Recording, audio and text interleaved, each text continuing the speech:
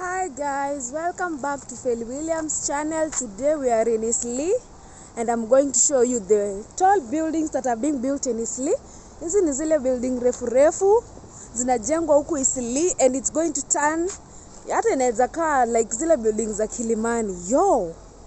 Hii ni building inajengwa hapa Eastleigh na ni very tall buildings zimejengwa huku Eastleigh and they look very nice.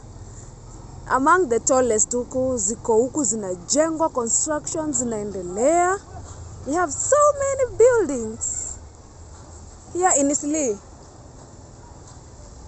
I'm coming. You see, that's a glimpse of the tallest buildings.